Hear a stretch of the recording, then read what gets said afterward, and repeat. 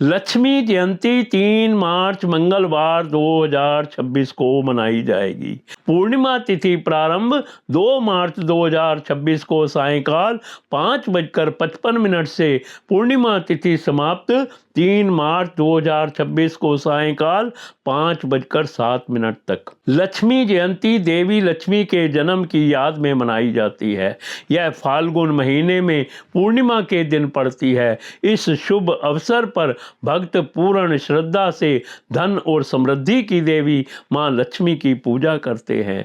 इस त्योहार को मदन पूर्णिमा या वसंत पूर्णिमा के रूप में भी मनाया जाता है। कुछ क्षेत्रों में लोग लक्ष्मी जयंती को उत्तरा फाल्गुनी नक्षत्रम के रूप में मनाते हैं। इस दिन देवी लक्ष्मी समुद्र मंथन से प्रकट हुई थी।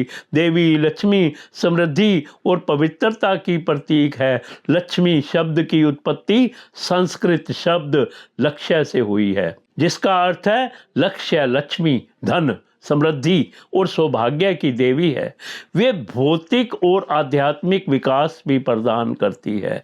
वे अपने भक्तों को दुख और आर्थिक संकट से बचाती है। वे भगवान विष्णु की पत्नी हैं और उन्हें श्री के नाम से भी जाना जाता है। विष्णु पुराण के अनुसार लक्ष्मी भृगु और ख्याति की पुत्री हैं। ऋषि दुर्वासा के श्राप के कारण उन्होंने स्वर्ग छोड़कर क्षीर सागर को अपना निवास स्थान बनाया। वे गुरु शुक्राचार्य और चंद्र ग्रह की बहन हैं। जब देवताओं और दानवों ने क्षीर सागर का मंथन किया तो चंद्र और लक्ष्मी का जन्म सागर से हुआ। लक्ष्मी भगवान विष्णु की आध्यात्मिक स्त्री शक्ति का अवतार हैं, जो आदि परम प्रकृति के रूप में भक्तों को सशक्त बनाती हैं और उन्हें आध्यात्मिकता की उच्चतर अवस्था तक ले जाती हैं। वे सौंदर्य की देवी हैं। उनका रंग सुनहरा है और उनके बाल लहराते हुए लंबे हैं, जो सुख प्रदान करने वाले प्रतीक के रूप में दर्शाए जाते हैं। उनका लाल या सुनहरा वस्त्र, सोने से सजे आभूषण और सोने के माणिक जड़े मुकुट पूर्णता का प्रतीक है। उनका दाहिना हाथ अभय मुद्रा और ज्ञान मुद्रा में है, जो शक्ति और बुद्धिमत्ता को दर्शाते हैं।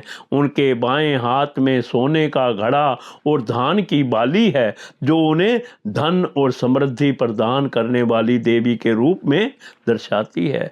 पौराणिक कथाओं के अनुसार एक दिन लक्ष्मी जी की बड़ी बहन ज्येष्ठा ने उनसे कहा, बहुत दिनों से एक बात मेरे मस्तिष्क में कौंध रही है, सोचती हूं कि तुमसे पूछूं या नहीं। ऐसी क्या बात है बहन? मन में जो कुछ भी है निसंकोच पूछो।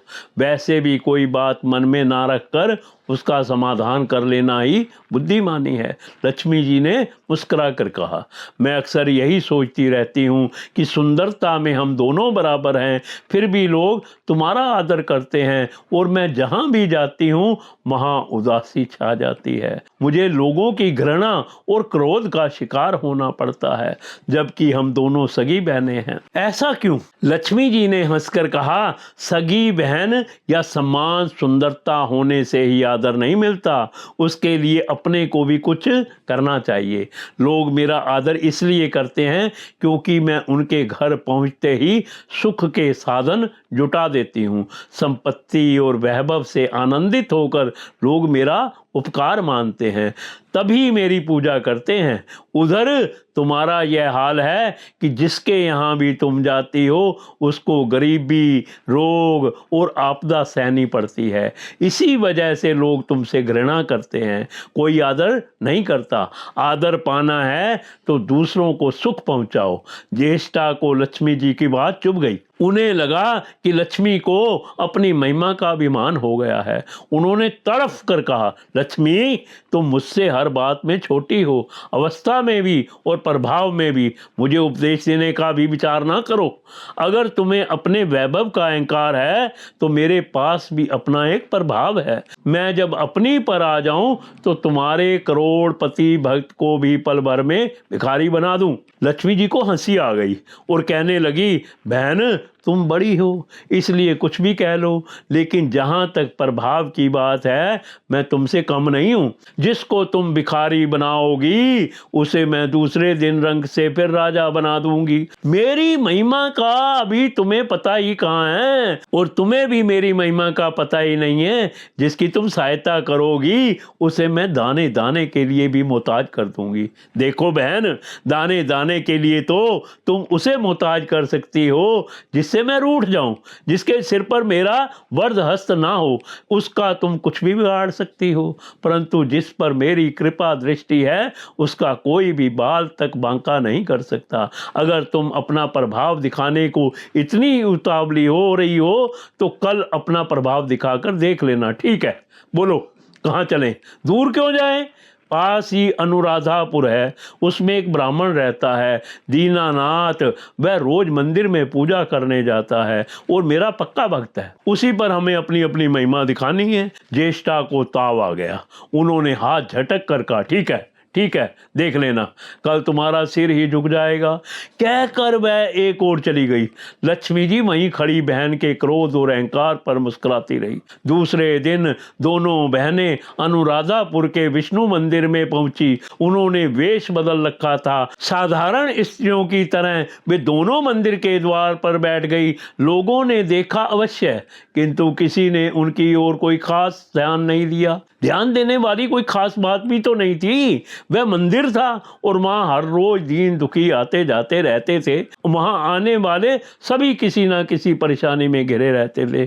फिर भला उन्हें किसी दूसरे की परेशानी से क्या सरोकार हो सकता था? थोड़ी देर बाद वहां दीनू पंडित आया। दोनों बहनों की नजरें उस पर जम गई। पूजा करके जब वह लौटने लगा तो ज्येष्ठा ने कहा, लक्ष्मी, वह तुम्हारा भक्त आ रहा है, बन पड़े तो कोई सहायता करो। हाँ करती हूँ, कहकर लक्ष्मी जी ने एक पोला बांस दीनू के रास्ते में रख दिया जिसमें हीरे मोहरे भरी हुई थी। ज्येष्ठा ने बांस को छूकर कहा, अब तुम मेरा प्रभाव भी देख लेना।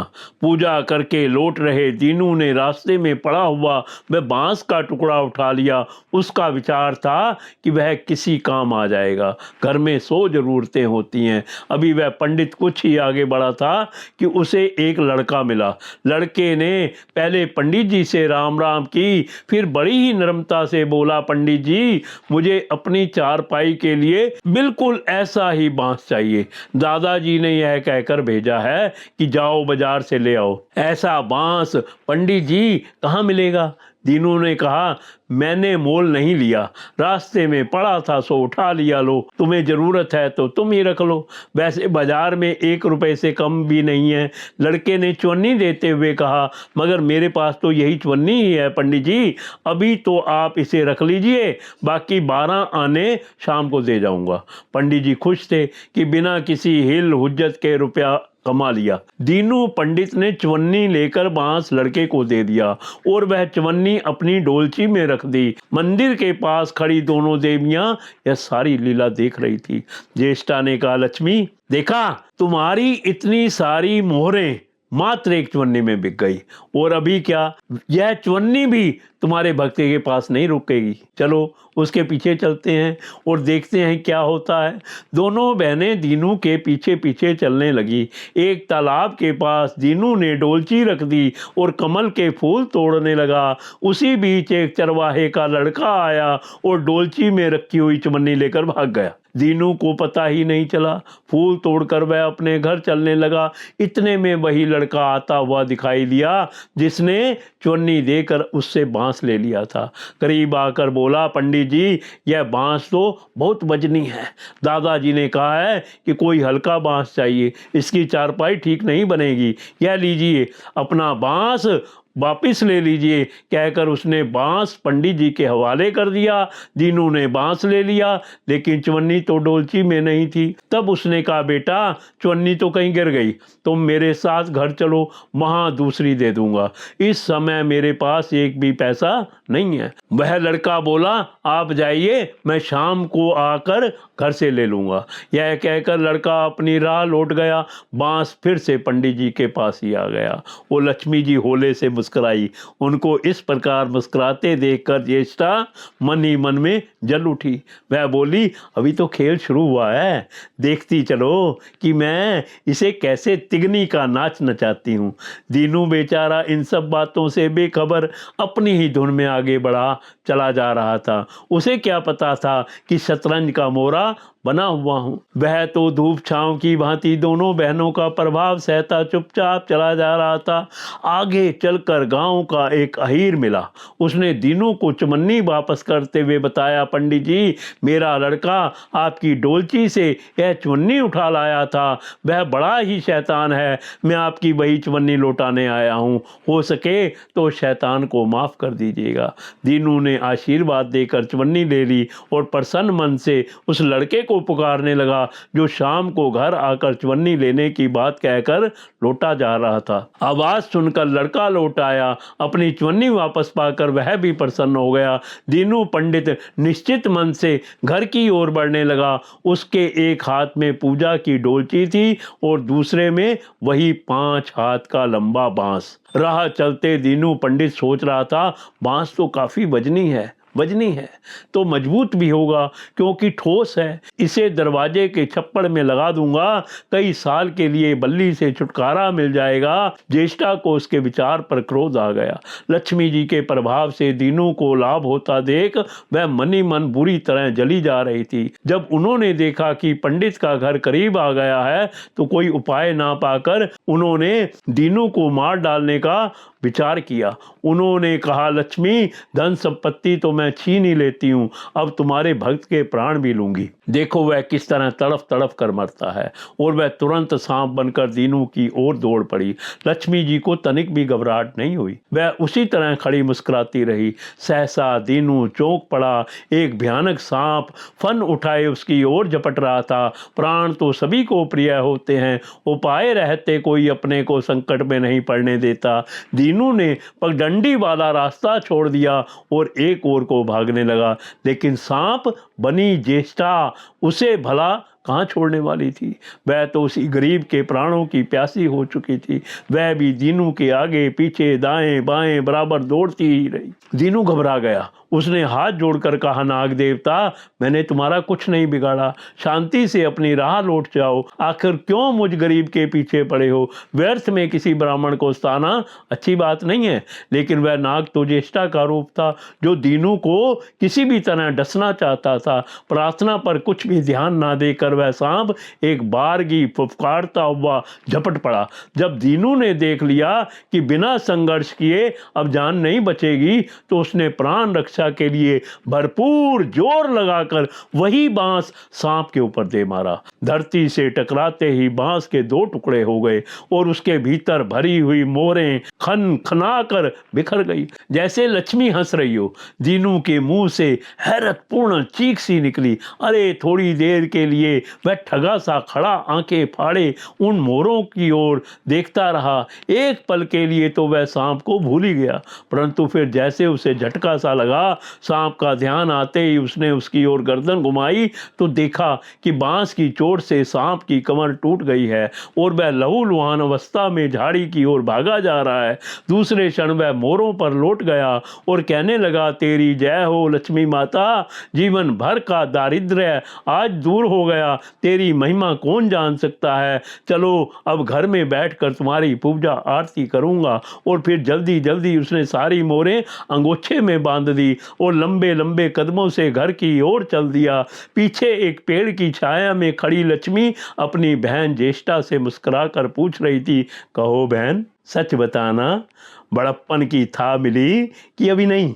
बड़प्पन किसी को कुछ देने में ही है, उससे छीनने में नहीं। ज्येष्ठा ने कोई उत्तर नहीं दिया।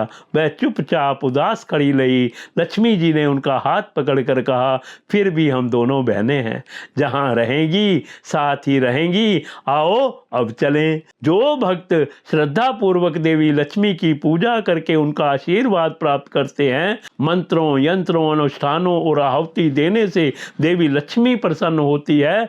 यदि देवी लक्ष्मी प्रसन्न हो जाती है तो भक्तों की सभी मनोकामनाएं पूरी होती हैं। देवी लक्ष्मी अलौकिक तकनीकें, आध्यात्मिक ज्ञान, मानसिक शांति और मन की शांति भी प्रदान करती हैं। लक्ष्मी पूजा को अत्यंत शक्तिशाली माना जाता है। देवी लक्ष्मी आर्थिक संकट से मुक्ति दिलाती हैं। यह पूजा जीवन के सभी पहलुओं में सफलता प्रदान करती है। भक्तों को अपने जीवन में धन की समस्या से बचने के लिए यह पूजा करनी चाहिए। वेदी पर देवी लक्ष्मी की प्रतिमा स्थापित करें और 4 बत्तियों वाला दीपक जलाएं। प्रतिमा के ऊपर शंख भी रखे जाते हैं। रोली और चावल से लक्ष्मी माता का अभिषेक करें। प्रतिमा को फूल और मालाएं अर्पित करें और देवी लक्ष्मी की स्तुति में आरती की जाती है। देवी लक्ष्मी को भोग के रूप में मिठाई अर्पित की जाती है और प्रार्थना के बाद सभी भक्तों में वितरित की जाती है। देवी लक्ष्मी की कृपा प्राप्त करने के लिए उनकी पूजा श्रद्धापूर्वक करनी चाहिए।